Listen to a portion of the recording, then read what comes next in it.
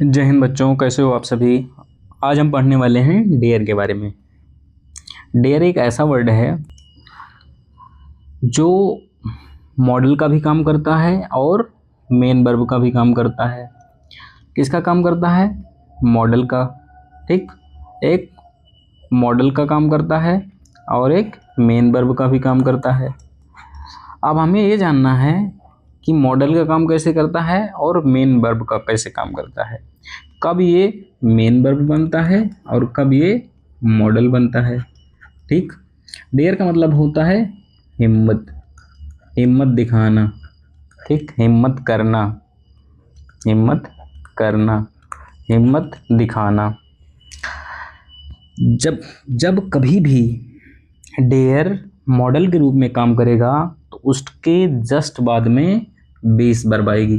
ठीक, वर्ब की base form आएगी। जब मेन वर्ब का काम करेगा ये, जब मेन वर्ब का काम करेगा तो उसके साथ कोई हेल्पिंग वर्ब नहीं होगी जो मॉडल का सेंस देती हो, ऐसे चाहिए या फिर करना पड़ेगा, करना पड़ता है, ऐसा कोई सेंस नहीं देगा। ठीक है, ये सिर्फ और सिर्फ मेन वर्ब का काम करेगा। ठीक, जैसे एग्जाम्पल मैं लिख रहा हूँ, सी डेयर गो होम एलोन। ठीक, यहाँ पे डेयर कैसा काम कर रहा है? मॉडल का। कैसे पता? डेयर जब मॉडल होगा तो उसके बाद वर्ब की बेस फॉर्म आएगी। इसका हिंदी मतलब क्या है? उसने अकेले घर जाने की हिम्मत की है। उसके अंदर हिम्मत है अकेले घर जाने की। ठीक, इसी को हम दूसरे फॉर्म में लिखें तो कैसे लिखेंगे? जब इसको मेन वर्ब बनाएं, she dares to go home alone. ठीक है, यहाँ पे देखो ये मॉडल का काम कर रहा था, मॉडल के बाद बेस वर्ब आई। यहाँ पे मेन वर्ब का काम कर रहा है, उसके बाद दूसरी वर्ब को जोड़ने के लिए हमें एक प्रेपोजिशन लगाना पड़ता है। ठीक, दो वर्ब को जोड़ने के लिए हमें एक प्रेपोजिशन लगाना पड़ता है। यहाँ पे डेयर के साथ जो प्रेपोजिशन आती है वो आती है टू। ठीक, अगर हमें इसी सेंटेंस का निगेटिव बनाना हो तो कैसे बनाएंगे? She dare not go home alone. ठीक, मॉडल वर्ब है, मॉडल के बाद में ये बेस फॉर्म लिखी हुई है मेन वर्ब की। जब भी हम मॉडल वर्ब के साथ, मॉडल वर्ब का कोई ऐसा सेंटेंस हो जिसे हमें निगेटिव बनाना हो, जैसे ही कैन गो। ठीक, यहाँ इसका हमें निगेटिव बनाना होगा तो कैसे बनाएंगे? ये मॉडल है, ये वर्ब की बेस फॉर्म है, इसी के बीच में हम नॉट लगाते हैं। ठीक वैसे ही यहाँ भी ये मॉडल वर्ब है, ये वर्ब की बेस फॉर्म है, इसी के बीच में हमने नॉट लगा दिया। लेकिन इसको अगर हम निगेटिव बनाते हैं इस वाले सेंटेंस को तो कैसे बनाएंगे? ये है कर रही मेन वर्ब का काम। अगर ये मेन वर्ब का काम कर रही है तो हमें देखो इसमें टेंस कौन सा है? टेंस है इसमें indefinite tense, present indefinite tense. कौन सा टेंस है? कैसे पता चला आपको? वर्ब में एस या ईएस देख के। ठीक, तो जिस वर्ब के पास कोई भी वर्ब नहीं हो, एक्सिलरी वर्ब मतलब हेल्पिंग वर्ब नहीं रहती है, तो उसकी हेल्पिंग वर्ब बनती है डू। क्या हो जाएगा? सी डू। उसके बाद में नॉट लगाना है, नॉट लगा दिया। लेकिन हमें एक बात का ध्यान रखना है कि अगर सब्जेक्ट सिंगुलर होता है तो हमारी वर्ब भी सिंगुलर होती है। स्ट्रक्चर क्या होता है? सिंगुलर वर्ब है, सिंगुलर सब्जेक्ट है तो वर्ब के साथ एस या ईएस आता है। अगर प्लूरल वर्ब है, प्लूरल सब्जेक्ट है तो वर्ब भी प्लूरल वाली आती है, मतलब बिना एस या ईएस के। ठीक है, एस या ईएस नहीं आता है। यहाँ पे सिंगुलर वर्ब है, सिंगुलर सब्जेक्ट है तो आपको सिंगुलर वर्ब भी लगानी पड़ेगी। तो क्या हो जाएगा? सी डज नॉट डेयर। आपको मैंने बताया है कि डू, डिड, डज के बाद में कोई वर्ब आए तो वह बेस फॉर्म में लिखी जाती है। तो यहाँ पे हमने लिख दिया बेस फॉर्म में, सी डज नॉट डेयर, उसके बाद में दूसरे वर्ब को जोड़ने के लिए एक प्रेपोजिशन लगाते हैं, गो टू होम एलोन। ठीक है, आपको एक बात का ध्यान रखना है जो सबसे ज़्यादा इम्पोर्टेंट है, जो ये वाला स्ट्रक्चर लिखा हुआ है sir, structure number 1, structure number 2, जो 1 नंबर पहला नंबर स्ट्रक्चर है, सी डेयर गो होम अलोन, यह एक ओल्ड वर्जन स्ट्रक्चर है। ये पहले ग्रामर में सही माना जाता था, ठीक, ग्रामेटिकली ये 100% सही है, लेकिन अभी इसको हम यूज नहीं करते हैं। समय के अनुसार जब रूल्स अपडेट होते हैं तो हमें कुछ रूल्स यूज नहीं करना होता है। जितने भी रूल्स अपडेट हुए हैं मैं आपको एक एक करके बताता रहूँगा, उस पर मैं स्टार मार्क लगा के लिख दूंगा कि ये वाला स्ट्रक्चर पॉजिटिव में ये वाला स्ट्रक्चर यूज नहीं करना है। आपको कौन सा स्ट्रक्चर यूज करना है, ये वाला स्ट्रक्चर यूज करना है। जब भी आपके एग्जाम में अगर आए, मान लो ये सवाल आ जाता है, तो आपको ये वाला स्ट्रक्चर फॉलो करना पड़ेगा। आपको डेयर्स करना पड़ेगा, उसके बाद में जो वर्ब लिखी हुई है उसके बीच में एक प्रेपोजिशन लगाना पड़ेगा, she dares to go home alone. ठीक, ये वाला स्ट्रक्चर लिखना पड़ेगा। लेकिन निगेटिव में अभी भी ये एक्सेप्टेबल है, निगेटिव में ये भी एक्सेप्टेबल है, पॉजिटिव में ये वाला एक्सेप्टेबल नहीं है, इसको गलत माना जाता है। ये सेंटेंस है, इसका हिंदी मीनिंग क्या होगा, उसने लड़ने की हिम्मत नहीं की, उसने लड़ने की हिम्मत नहीं की, सी डेयर नॉट टू फाइट, इसका यही मतलब निकल रहा है। तो आप देखो ये स्ट्रक्चर सही भी है या गलत है। देखो डेयर लिखा हुआ है, ये यहाँ पे अगर हमें पता नहीं है, मान लो हमें नहीं पता है कि ये मेन वर्ब है या मॉडल वर्ब है, ठीक, हम देख के बताएंगे, ये टू हमें बताएगा कि ये मेन वर्ब है या मॉडल वर्ब है। अगर टू लगा हुआ है तो मतलब ये दो वर्ब को जोड़ रहा है, verb plus two plus verb, मतलब ये इन्फिनिटिव है, ठीक, ये वर्ब को जोड़ रहा है, मतलब ये वाली भी मेन वर्ब है। दो वर्ब को जोड़ने के लिए आपको ज़रूरत पड़ती है एक प्रेपोजिशन को, और डेयर के साथ हमेशा आता है टू, ठीक, वर्ब को जोड़ने के लिए। तो यहाँ पे क्या अगर ये मॉडल होता तो नॉट सही होता इधर, ठीक, फिर हमें प्रेपोजिशन हटाना पड़ता। अगर ये मॉडल होता तो ये सही होता नॉट, लेकिन फिर हमें ये प्रेपोजिशन को हटाना पड़ता, लेकिन यहाँ पे प्रेपोजिशन दिया हुआ है। अब हमें ये वाला नॉट हटा के यहाँ कहीं लिखना पड़ेगा, ठीक, यहाँ कहीं लिखना पड़ेगा। अगर ये मेन वर्ब है तो पहली चीज़ डेयर गलत लिखा हुआ है, यहाँ पे क्या होता डेयर्स, ठीक। अब अगर हम इसका निगेटिव बना रहे हैं तो क्या हो जाता, she does not dare to fight, ठीक। ये बेसिक बातें हैं, आपको समझ में आ रही होंगी। अगर हम इसका पास्ट बनाएं तो क्या हो जाएगा, she did not dare to fight, ठीक। अगर हम डेयर को मान लेते हैं कि ये मॉडल वर्ब है, अगर हम इसका निगेटिव बनाएं तो क्या बन जाएगा, सी डेयर्ड नॉट फाइट, ठीक, सी डेयर्ड नॉट फाइट। जैसे आप कैन का कुड करते हैं, ठीक वैसे ही डेयर को डेयर्ड करते हैं, ठीक है। इतनी बात आपको ध्यान में रखना है।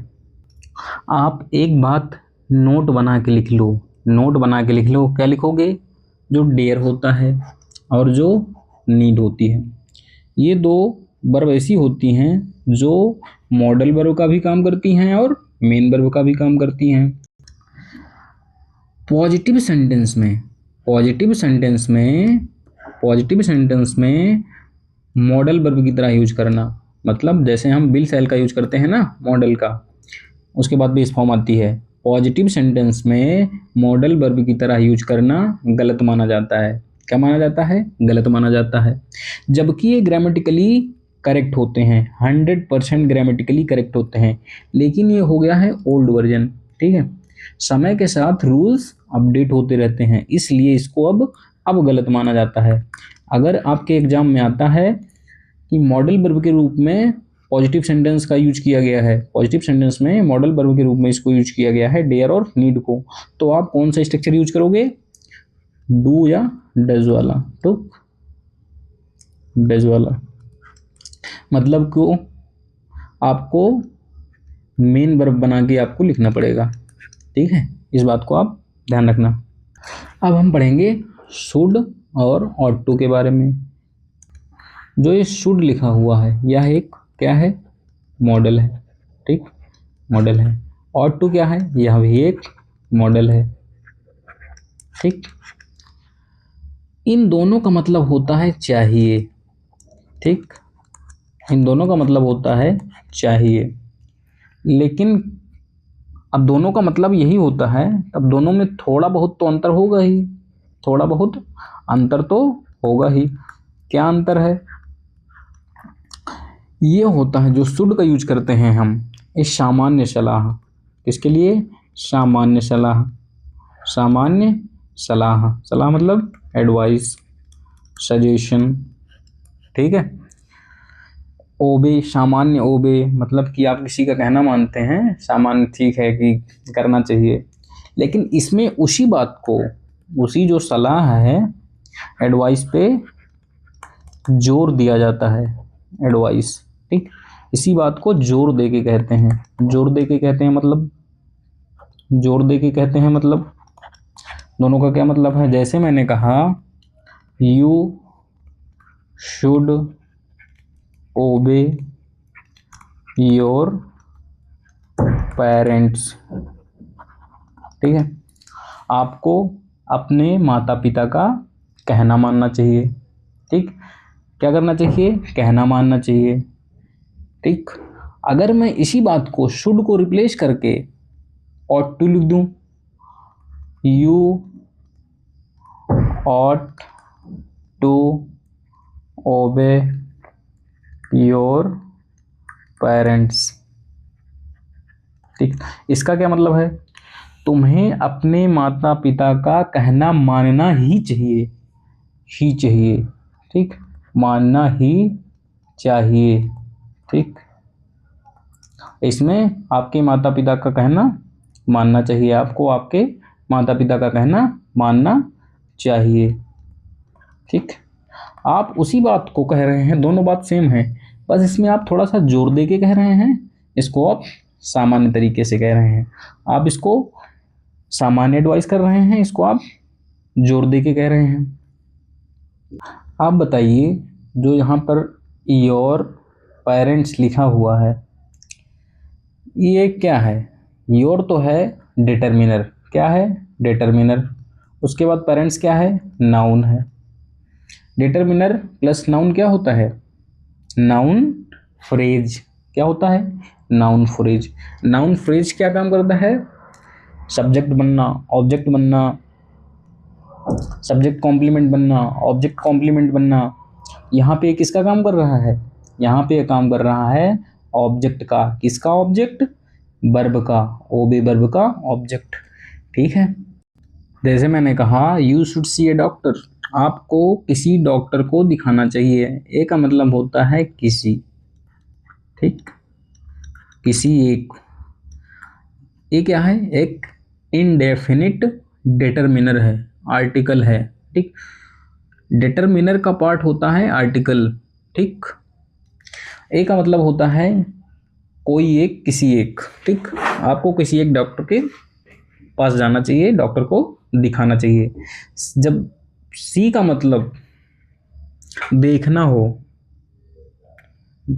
जब सी का मतलब देखना हो तो आप इसको सिर्फ और सिर्फ इंडेफिनिट टेंस में यूज करते हैं। लेकिन इसको आप जब इसका मतलब होता है मिलना या दिखाना चाहिए, तब इसका यूज आप कॉन्टिन्यूअस टेंस में कर सकते हैं। इसको मैंने स्टेटिव वर्ब्स में पढ़ा रखा है, ठीक, मैं आपको रिवीजन के लिए बता दिया। और यहाँ पर जो ए प्लस डॉक्टर लिखा हुआ है, डिटर्मिनर प्लस नाउन, ये काम कर रहा है नाउन फ्रेज का। इसका क्या मतलब है, ये क्या काम कर रहा है, ये काम कर रहा है इस वर्ब के, जो सी वर्ब लिखी हुई है इसका ये ऑब्जेक्ट बन रहा है, ठीक है। इसी को हम दूसरे तरीके से लिखें ought to का यूज करके, तो क्या हो जाएगा, you ought to see a doctor। ठीक है। इसमें हम सामान्यतः वैसे बात कर रहे हैं कि आपको किसी डॉक्टर को दिखा लेना चाहिए। इसमें आपको डॉक्टर को दिखाना ही चाहिए, नहीं दिखाओगे तो हो सकता है मामला सीरियस हो जाए, इसलिए आपको दिखाना ही चाहिए।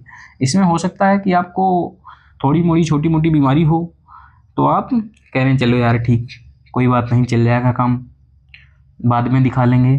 ठीक, जैसे आपको मान लो डायरिया हो गया, बार बार आप जा रहे हैं, तो आप चलो ठीक है कोई बात नहीं, चटनी चाय पत्ती फाँक लेते हैं, खा लेते हैं, सही हो जाएगा। लेकिन अगर इसमें आपको कोई ज़्यादा बड़ी समस्या हो, जैसे मान लो तुम्हारा हार्ट फेल, बीपी हाई आ रहा है, तब आपको डॉक्टर को दिखाना ही चाहिए। इसमें जोर दे के उसी बात को कहा जा रहा है, जोर दे के, इसमें कोई भी जोर नहीं दिया जा रहा है, नॉर्मली आप इसी बात को कह रहे हैं। इसी को अगर हमें पास्ट में लिखना हो, जैसे आपको डॉक्टर को दिखाना चाहिए था, आपको डॉक्टर को दिखाना चाहिए था लेकिन आपने नहीं दिखाया।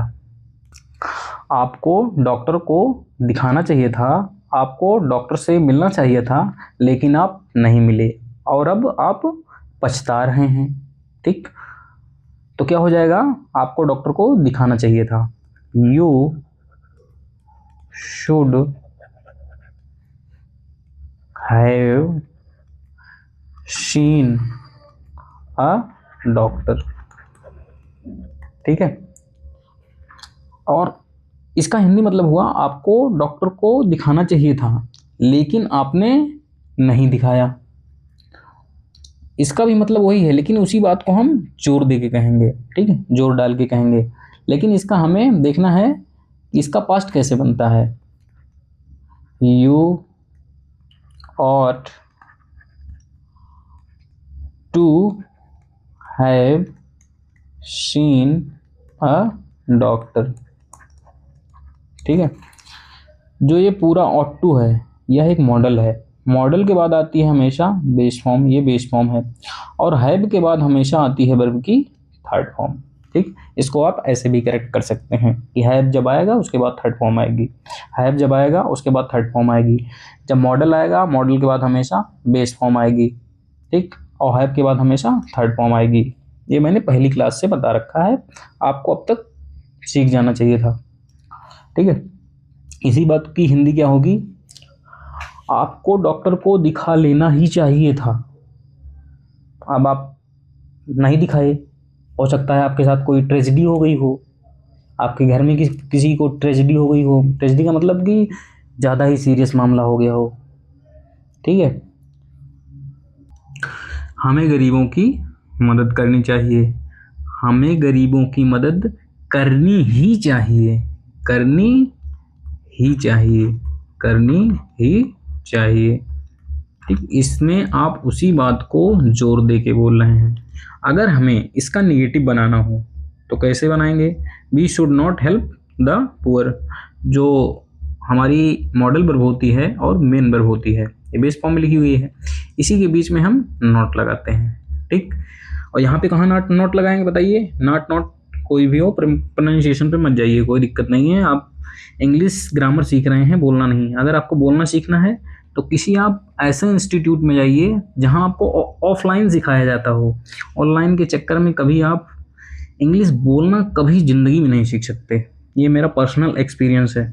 ठीक है, आपको हमेशा एक ऑफलाइन किसी भी ब्रांच में जाना चाहिए, आप वहीं सीखना चाहिए। ठीक है, इसका जब आप नेगेटिव बनाते हैं तो ध्यान रखना, ये पूरा मैंने बताया था कि ये पूरा मॉडल है, लेकिन आपको यहाँ पर जब आपको कई हेल्पिंग वर्ब दिखें या फिर कोई हेल्पिंग वर्ब ना दिखे, सिर्फ और सिर्फ